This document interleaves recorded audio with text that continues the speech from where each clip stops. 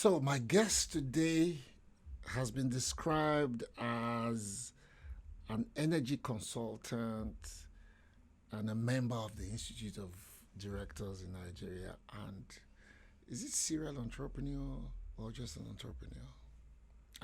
I'll ask her. I'll let her, give us the true answer to that.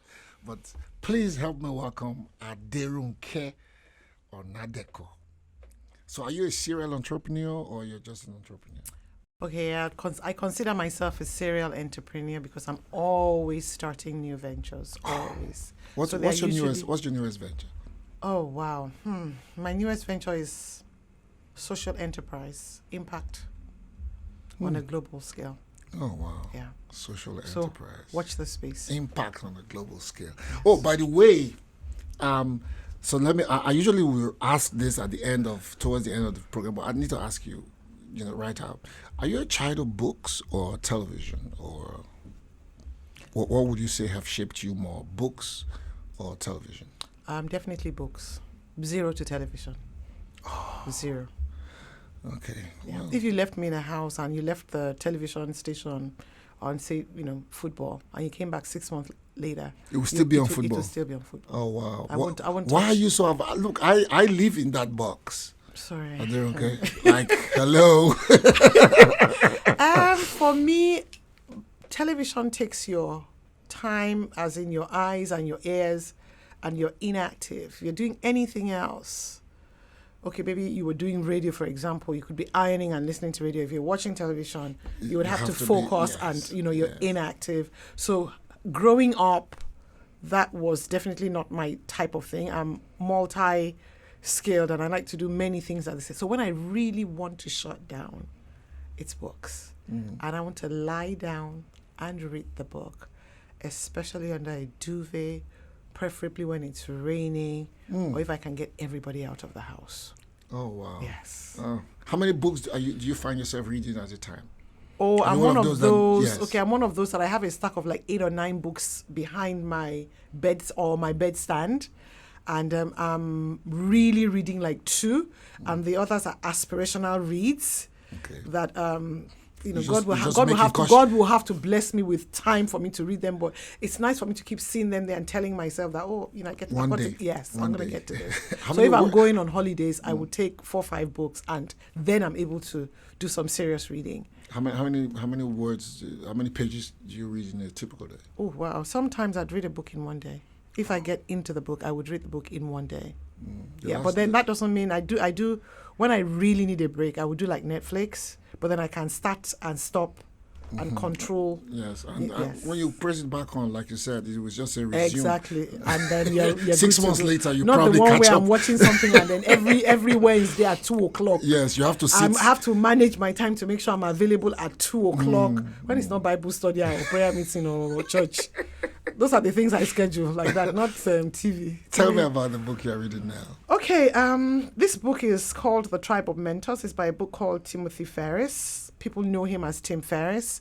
And it's actually not the book I'm reading now. It's a book that I read all the time.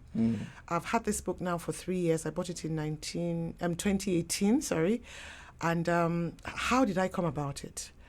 I've been mentoring young adults and women for over close to 30 years. And I went into government about 6 years ago and had to move to Abeokuta. I served in Senator Amusu's second term. And because I was known to be a mentor, everybody's kids coming back to Nigeria, Ronke, please, I couldn't continue because I was commuting. I was in Abeokuta more, and the time pressure was just, huge. So I thought, how am I going to manage this? So I said, what? Why don't you just write a book about the things you normally talk to your mentees about? And so when they just come, you either just send them to a website to go there and download, and then you can have a quick conversation with them to find out if they need if they have questions, comments, or clarifications. And I just thought, I know how people think. They say, both parents were civil servants, upper middle class or lower middle class, or she's female, she can't understand my own. That people will come up with 2,001 reasons why your story is not their story. So I thought, what do I do? So I thought, maybe I should set up a website and have, like series of things, so they can do like homework, read something or watch a small video, and then read something and then answer the questions, and then we can, go through those things. And an idea popped into my head. I'm an ideas person. I have the mind of Christ. So once something drops in there, I just know it's from the throne room. And it was, why don't you just get a group of different people, male, female, young, old, Yoruba, Hausa, Igbo, Calabar, put them to, yes, we had to put the Robo there. I needed to sneak in something there. You needed to let your voice be heard, because yes. people will not forgive me. My people will not forgive me. Okay. And why don't you put their stories in a book? So if you're a guy and you feel you want to hear a guy's perspective, you'll find somebody, or you'll find a few stories that resonate with you. And so I started thinking, I said, if I do a book and somebody can find a tick in one of those where they say, all these 419 people, they've reinvented their stories and da-da-da-da, yada, yada, yada. So I thought, okay, this has to be people that I know. Personally vet. Yes, I have vetted them. I've known them forever. So I started to compile a list of about 50 people. Some didn't have time, some weren't interested, some didn't think it was right timing. But to the glory of God, I found 24 outstanding Nigerians whose stories probably haven't been told well or told enough or even told at all, to write letters to their younger selves. What I wish I had known earlier, what I should have done, what I did right, what I didn't do right, and how it's turned out. What are the things I should focus on? And in the process of writing that book, I got to put out something that people who wanted to be mentored by 24 of those people had a head start. And I knew how hard it was to come up with the questions I was asking people. And one glorious day, I'm on vacation in the UK. I had a copy of my book with me, and somebody sat next to me on the bus and asked me what that was. And I told him what it was. And he's like, oh, there's this book called Tribe of Mentors by a guy called Tim Ferriss. He did something similar to that, asking people questions. So that's the connect. And so you had actually written your book before you saw before this. I found this. And I thought, and I, scribbled the name down, got home, read a little bit about the person and thought, oh my God. So I ordered the book on Amazon, and I have a few bookie friends. So I said, oh, have you heard of this? And somebody was like, oh yeah, a couple of people had heard of him. And when I wasn't expecting a book this big. It's like a Bible. And I just talked into it, and wow, everything that I've sat down and had conversations about in my head, I could find superior, more polished, articulated versions of it in there. And I just thought, this is the book. The most interesting thing I found in this book was one of the people he interviewed was talking about how to say no, and actually volunteered a letter he had written I can't even remember if it was he or she that had written to somebody saying no. The letter was so sweet. The letter was so nice that if I had gotten that kind of no, it would have been better than if the person had said yes and do it. It was so good. So of course somebody asked me to do something, somebody way up, that I felt I would never be able to say. I just went and doctored that letter. Thing, yes. And the person told me, okay, I've kept that letter you wrote so to Ronke, me. that was so sweet of you. And I couldn't even tell the person, so I hope the person is not even listening to this. But this girl is such a fraud. The ability to say no and and still make the person feel good. Yes, that like this is not yes. I would have loved to do this, but I'm in a different season doing this, and time is so precious for this, and I'm sure you understand and you know why this timing is not right. But immediately there is an availability, and your next book is coming up, because it was when he was looking for people to interview for this book. Please put me as your number one person. I thought, wow, I couldn't have beat that. How's your book? Oh, by the way, I got a copy of the book that we're talking about. 13 episodes so far, and I've only gotten 2 books from our guest, one from Joke Jacobs and now one from Aderonke Onadeko. Thank you for the book. You're welcome. Letter to my younger self. Oh man, I mean, so many things that we could have done, and so many different perspectives to life and all of that. How's the book doing? The book did way better than we thought, because we didn't advertise, we didn't have a book launch, so to speak, so we didn't have any big money coming in. So we just, talked to different roving heights, all the, bookstores, Laterna, and, popped the books in there, and, it's been flying off the shelves. And I've been so blessed with a lot of very gracious friends who are in my kind of like space, impact space. So when they're going to speak to young girls in school or going to secondary schools, Ronke, please, can you send me 100 books? I want to give to every student. I've had some of my classmates who have bought this book for my school library. I mean, I've had really, really great traction with the book. And we have we have an Instagram page where we just encourage people. So is there a follow-up? Oh, yes. Book 2? The book 2 should have come out before COVID, but COVID kind of like distorted the plans. But hopefully by the end of this year, book 2 should be on the shelves, and the remaining 30-something would be popping out much faster and more efficiently than this first 2. I see a copy of the book with you. Do you have a favorite passage? At least, or something that you marked out you want to share? Oh, no, with there us are lots today? of things that I'll quickly just jump into. The way Tim Ferriss asks questions is just remarkable. He would ask the same question. He usually does like five of the same questions, but no two people We respond the same way. Yes. And I mean, the depth and the width of the range in which the answer shows the skill of how he lays out his questions. These are existential questions. Yes, they're just normal. And the kind of questions you would have is, what is an unusual habit or an absurd thing that you love? And I mean, some people will talk about food they like. Some people will talk about travel. I mean, everything under the sun will be talked about in that little question. And it seems like, why would you'll soon start getting the same. No two people in this entire book answered the same. And somehow those questions would lead them to sharing their life stories, their beliefs, their principles. And why this book is so important to me, I found this book when my first child, I had my children after 50, by the way, all my 3 children after 50. So I'm a little bit of you are incredible. You have an incredible story.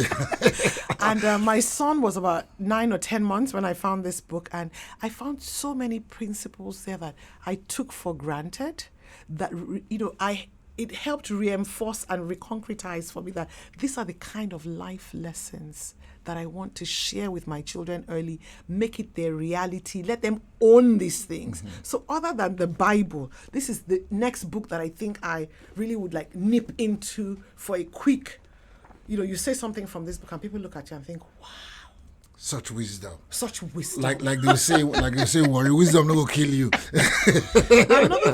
Another question he usually asks is, what purchase of $100 or less has most positively impacted your life in the last 6 months? For some people, it's a spatula they use in their kitchen. For some people, it's a brand of coffee that once they smell that coffee, their whole brain does a full reset. So, I mean, it's just amazing. There's a particular one. What do you do when you're tired and fed up? The person's answer to the question was that he remembers his parents leaving for work when he was younger, and they would say, have fun and don't work too hard.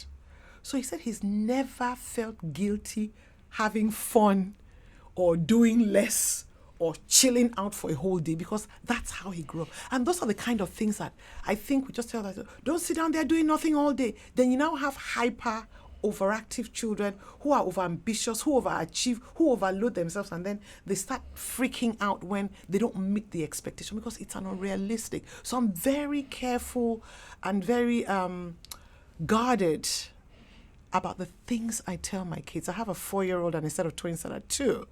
And I mean, for me, it's really important that the things I'm saying, I'm mindful about it. I think about it. What would you tell? Because that statement sort of describes a lot of our state of mind right now. Most of us are tired and fed up or almost giving up.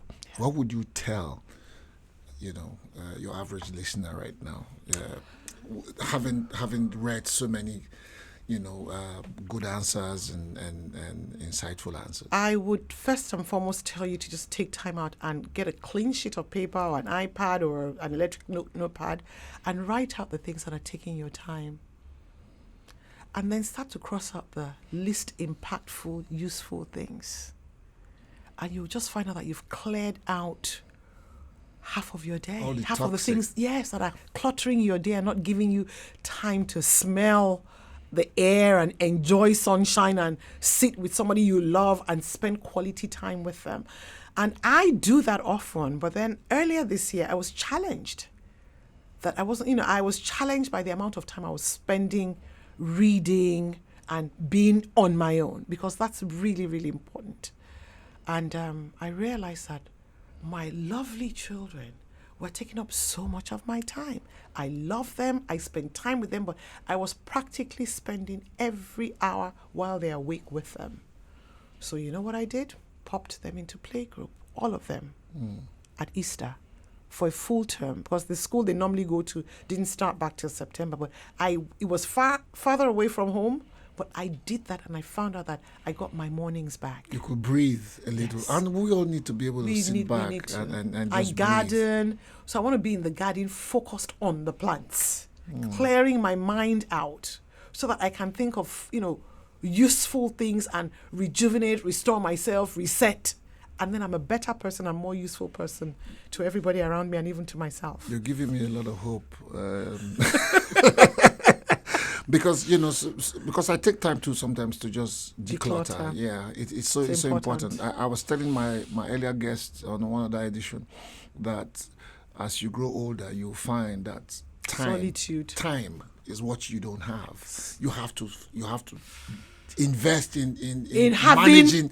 Yes. You have to be very aggressive, very jealous and guarded about your time, because if you don't value your time, nobody else will. I love to wake up slowly and brew my coffee and not it's sometimes I miss certain things, but I really don't care anymore because I like my space and my time. So I don't look at my phone. I will hold my phone, I will keep it in front of me. I don't open my phone until past 10 in the morning. Okay, I'm not a phone person. I just leave it. Most people, I'm not a phone person, so I don't have the phone pressure thing, but I'm not the kind of person that if I see a red light blinking on my phone, I feel I have to... You know what? If it's that important that you're calling me, you will call back. If it's really, really urgent, if you can't get me on the phone, you will send a message. So I'm not going to, for example, be with my children and then a phone call is coming in and I'm thinking, I have to. There's no phone call I have to pick. None. I will pick some even before, but I won't go into my messages, because the minute you go into the messages or you go into social media or whatever, when you raise your head, you will find out that you don't want... Oh, yes. Oh, I've taken... that same time I put my kids in school, I took off Instagram, Twitter, and Facebook. I took them off and put them on my desktop. I'm hardly behind my desk. Okay. So now I managed to get they've been muted and confined to the least important I put them place. in prison. I put them in prison. And it's freed up a lot of my time. So, and I find out that I haven't really missed the fact that it's not on my phone. And not on my tablet that I carry around. Amazing the things that you can do without when you are without these things before. When you are very intentional about creating some time and space. Look, I love mental health. I love wellness and everything. And like I said, you're giving me hope again that I can still further declutter. And children are watching what you do. If you're always with your phone 24/7 glancing into it, your children will think that's the norm. They will think that's the norm. So my children understand that phones are things that you can put away.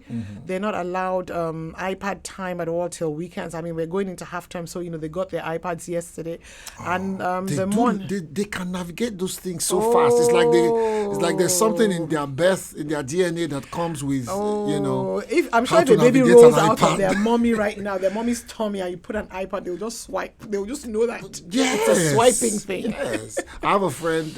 I'm the godfather for the daughter, and she likes to end the calls. Can I press the red button? That's big, and they big will deal. Cry if mistakenly you've pressed the red. Oh no! In my house, that's a major thing. Dada calls, he's not around, and he's talking to them, and my son is all just thinking, "Hurry up, Dada! Finish on the phone." So he wants to press the red button. End the call. Yes. It's a big deal. Okay, thank you so much. But before I let you go, who would you recommend this book to? Wow. I think it's a staple book that everybody should have. And it's not a book that you start from page 1 and read all the way through. A lot of the people he interviewed, I had never even heard of them before. One of the interesting questions he asks them, because I'm a bookie, is what book have you given out the most as a gift. And that just shows a pointer as to these people are really successful, high performers in their spaces and in their sectors. He would ask you why you read the book, what you enjoyed the book, and why you've given out so much of it. And I actually went out and copied the list of all of those books, and I've been going through them. All of them have been phenomenal books. Which one have you given away most? Read and given away? The two books. I give a lot of books out. I got one today, so okay. Yeah. That's my own. That's my own. There's a book called by a lady called something Shrivna. It's about detox yourself. I read that book in about 4 or 5 hours. I had an addiction to sugar and salt. And somebody had recommended the book. So I got into England one day. The next morning, I went to Waterstones, bought the book, sat down and read it, and I did the detox. And I actually lost about 10 kilograms in like a month and a half. Cut out sugar and salt completely for 21 days. And then when I came out of the diet, the sensitivity to salt and sugar was so immense. high that I found out that the salt retains Water. Fluid, yes. and it hampers your metabolism. And the sugar, on the other hand, is like taking alcohol. It's like a poison. And I used to just snack on sweets and nuts and crisps.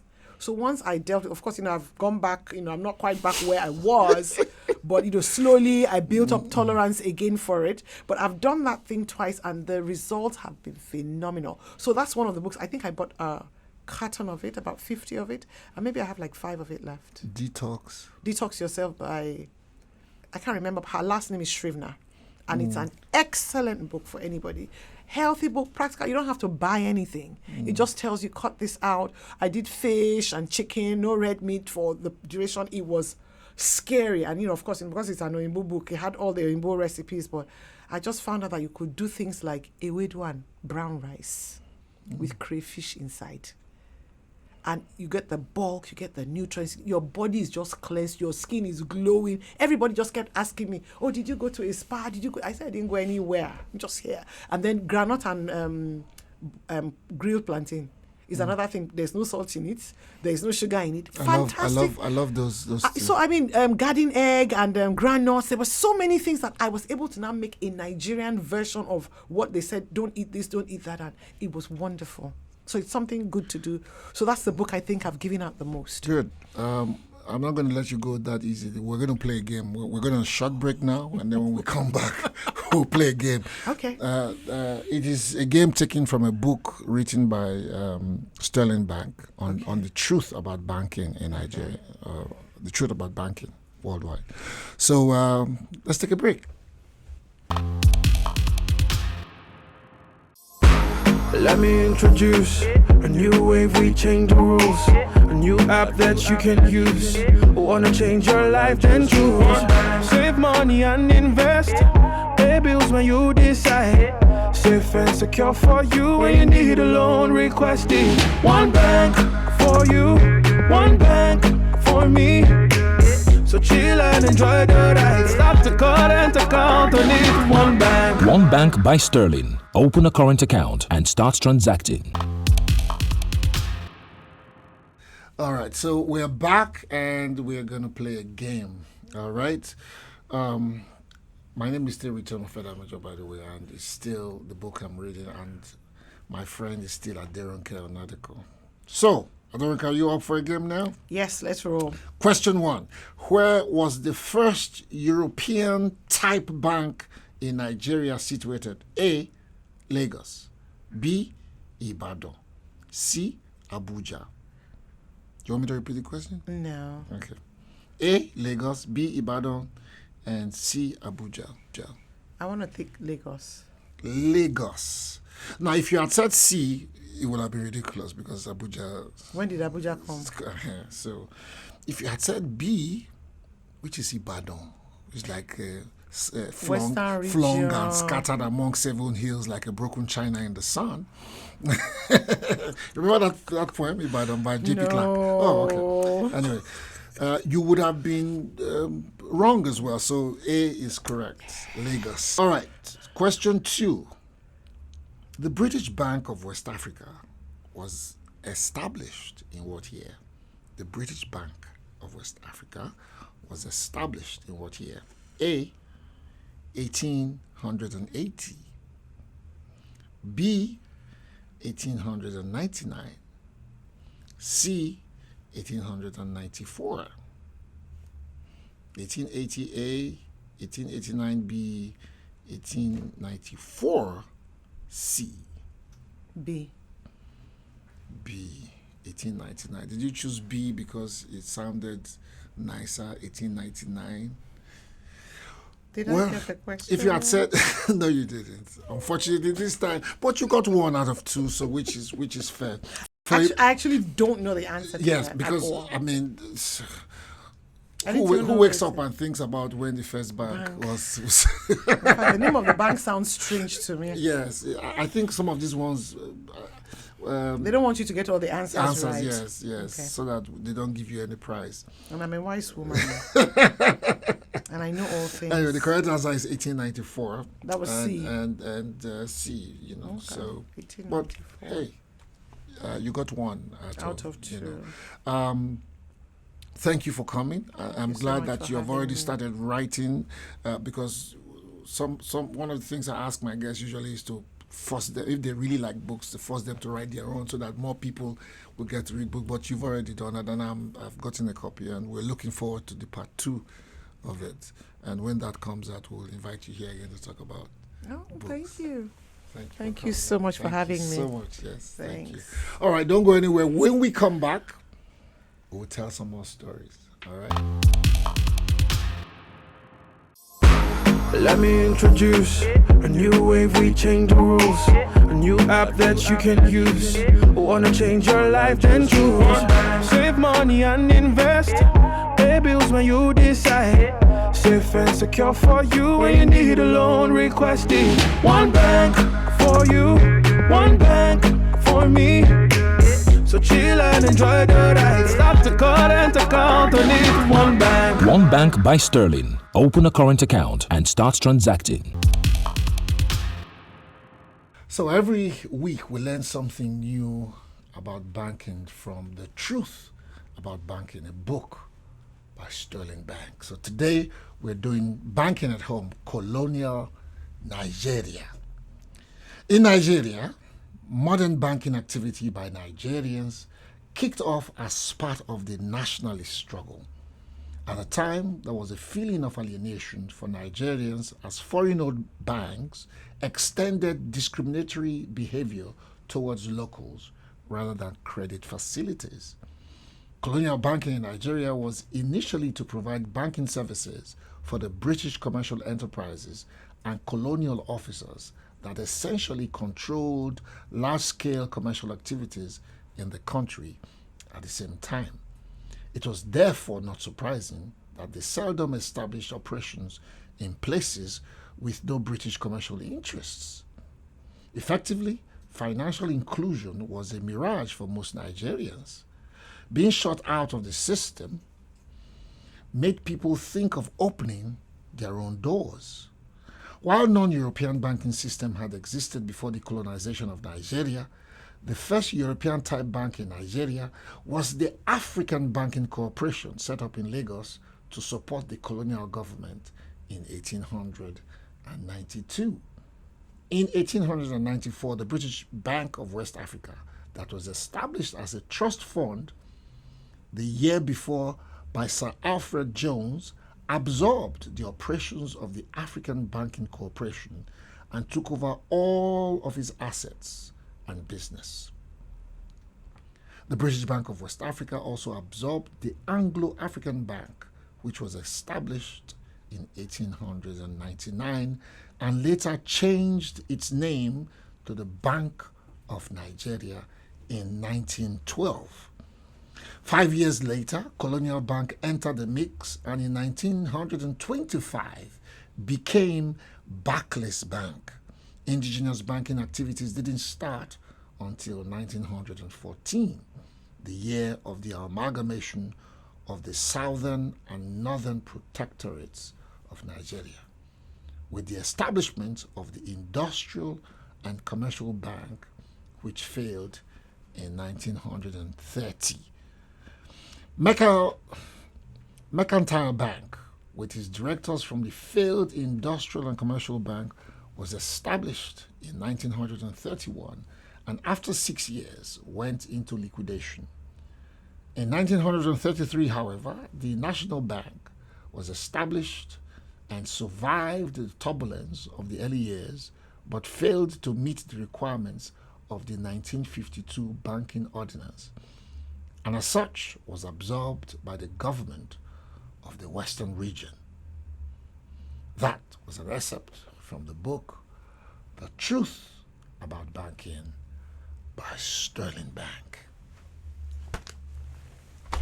Books transform lives. They are bridges from your current self to your best self. And who better to show you the way to the top than those already there? Welcome to the book I'm reading, a weekly sit down with accomplished Nigerians where we find out what they are currently reading and how that book shapes their worldview. My name is Richard Mofe-Damijo, and I'm your host with probably the most. Sadly, we've come to the end of today's show, and as usual, I'll leave you with a quote. This one is from Nedi Okorafo. Listen to this. Quote, Lesson 1. Anatov said, and this is for all of you, learn how to learn. Read between the lines. Know what to take and what to discard. End quote. Before we go, make sure you subscribe to our YouTube channel, Radio Now Studio, and text TBIR to 080-968-22595 on WhatsApp to join our book club. I'm Richard Mofe-Damijo. Today, you and I spoke with Aderonke Onadeko, entrepreneur and energy consultant, who is currently reading Tribe of Mentors by Timothy Ferriss. What book is next? Oh, we'll find out in the next episode of the book I'm reading. The book I'm reading is brought to you by Radio Now 95.3 FM, supported by Sterling Bank.